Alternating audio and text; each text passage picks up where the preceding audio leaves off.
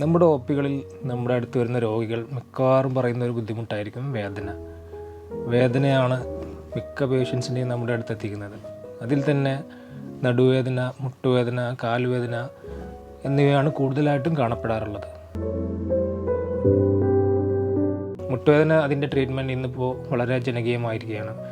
ആളുകൾ മുന്നത്തെ പോലെയല്ല, കുറച്ചുകൂടെ അതിനെക്കുറിച്ച് ബോധവാന്മാരാണ്. മുട്ടുമാറ്റിവെക്കൽ ശസ്ത്രക്രിയകൾ ഒരുപാട് നമ്മളിവിടെ തന്നെ നടത്തുന്നുണ്ട്. എന്നാൽ നടുവേദന എന്നുള്ളത് പലപ്പോഴും നമ്മൾ അവഗണിക്കുന്ന ഒരു ബുദ്ധിമുട്ടാണ്. പല ആളുകളും നെഗ്ലക്റ്റ് ചെയ്യുന്ന ഒരു ബുദ്ധിമുട്ടാണ്. ചിലർക്കത് തങ്ങളുടെ ജീവിതത്തെ തന്നെ മാറ്റിമറിച്ചൊരു ബുദ്ധിമുട്ടായിരിക്കും. നമ്മുടെ ജോലികൾ നഷ്ടപ്പെട്ടവരുണ്ടാവാം. നടുവേദന മൂലം നമുക്ക് ആവശ്യമായ പരിപാടികൾ, സോഷ്യൽ ഫങ്ഷൻസിന് പോകാൻ പറ്റുന്നില്ല, ഒരു യാത്ര പോകാൻ പറ്റുന്നില്ല, സ്വന്തം ആരാധനകൾ നടത്താൻ പറ്റുന്നില്ല. ഇത്തരം കാര്യങ്ങൾ നമ്മൾ ഒരുപാട് കണ്ടുവരാറുണ്ട്. പലപ്പോഴും നടുവേദന എന്നുള്ളത് അത് പ്രോപ്പറായിട്ട് നമ്മൾ അതിൻ്റെ കാരണം കണ്ടെത്തുന്നതിൽ പരാജയപ്പെടുമ്പോഴാണ് അതിൻ്റെ ട്രീറ്റ്മെൻറ്റും പരാജയപ്പെടുന്നത്. കൃത്യമായ ഒരു രോഗനിർണയം നടത്തി കഴിഞ്ഞാൽ മിക്ക നടുവേദനയും നമുക്ക് മാറ്റിയെടുക്കാനും അതേപോലെ തന്നെ വേദനകൾ പരിഹരിച്ച് നമുക്ക് ജീവിതത്തിലോട്ട് തിരിച്ചു വരാനും സാധിക്കുന്നതാണ്. നടുവേദന പലർക്കും അവരുടെ കാരണങ്ങളനുസരിച്ച് പല രീതിയിൽ അനുഭവപ്പെട്ടേക്കാം.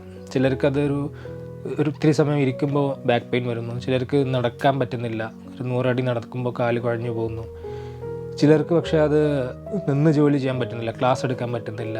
അപ്പോൾ നടുവേദനയുടെ കാരണങ്ങൾ എന്താണോ അതിനനുസരിച്ച് പലർക്കും പല രീതിയിലാണ് അതിൻ്റെ ശരീരത്തിൽ അതിൻ്റെ പ്രതിഫലനങ്ങൾ ഉണ്ടാകുന്നത്.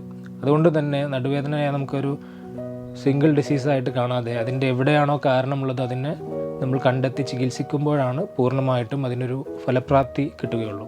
അപ്പോൾ നടുവേദന എന്തുകൊണ്ട് വന്നു എന്നുള്ളത് നമ്മൾ ആദ്യം കണ്ടെത്തി കഴിഞ്ഞാൽ പിന്നെ നമുക്ക് ചെയ്യാനുള്ള അതിൻ്റെ ട്രീറ്റ്മെൻറ്റ് പാർട്ടാണ്. ട്രീറ്റ്മെൻറ്റിൽ പറയുമ്പോൾ നമുക്ക് തുടക്കത്തിൽ തന്നെ കണ്ടെത്തുന്ന നടുവേദനകൾക്ക് ചിലപ്പോൾ എക്സസൈസ് മതിയാകും. ചിലർക്ക് ചെറിയ ഇഞ്ചക്ഷൻ കൊണ്ട് വേദന പൂർണ്ണമായിട്ടും മാറ്റാൻ പറ്റും. ഇതിലൊന്നും ഫലപ്രാപ്തി കിട്ടാത്തവരെയാണ് നമ്മൾ പിന്നെ ഫർദർ പ്രൊസീജിയേഴ്സിലൂടെ പരിഗണിക്കുന്നത്. ഇന്ന് നമുക്കറിയാം, നമുക്ക് മോഡേൺ മെഡിസിൻ ടെക്നോളജി ഒരുപാട് അഡ്വാൻസ് ആയ സ്ഥിതിക്ക് ചെറിയ സിംഗിൾ ഡേ പ്രൊസീജിയേഴ്സിലൂടെ മിക്ക വേദനകളും 90% വേദനകളും മാറ്റിയെടുക്കാൻ പറ്റുന്ന എൻഡോസ്കോപ്പിക് ടെക്നോളജി നമുക്കിന്ന് ഇവിടെ അവൈലബിൾ ആണ്.